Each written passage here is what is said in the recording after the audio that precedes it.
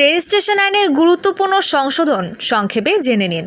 নতুন সংশোধনী অনুযায়ী কিছু গুরুত্বপূর্ণ পরিবর্তন এসেছে, যা আপনার জমি সংক্রান্ত কাজে সরাসরি প্রভাব ফেলবে। ১. ধারা ২ বায়না দলিল। বায়না দলিল সম্পাদনের ৬০ দিনের মধ্যে রেজিস্ট্রেশনের জন্য সাবমিট করতে হবে। ২. ধারা ৩ বিদেশে সম্পাদিত দলিল। বাংলাদেশের বাইরে সম্পাদিত দলিল দেশে আনার পর ৬ মাসের মধ্যে রেজিস্ট্রেশনের জন্য সাবমিট করতে হবে। ৩. ধারা ৪ ওয়ারিশদের জন্য বড় সুবিধা।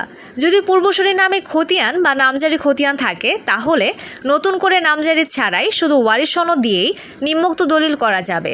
সাব কবলা দানপত্র হেবাদানের ঘোষণা পাওয়ার অফ অ্যাটর্নি, অর্থাৎ পিতামাতা দাদা দাদি ইত্যাদির নামে খতিয়ান বা নামজারি থাকলে তাদের ওয়ারিশকে পুনরায় নামজারি করতে হবে না, ওয়ারিশ সনদ দিয়েই দলিল করতে পারবেন। তবে তাদের নামে কেবল দলিল থাকলে হবে না, ওই দলিল মূলে খতিয়ান বা নামজারি থাকতে হবে। শুধু দলিল থাকলে ওয়ারিশ ওই দলিল মূলে নামজারি করে আসতে পারবে।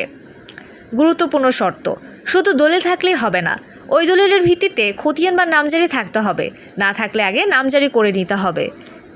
ধারা ৯ ডিজিটাল সুবিধা।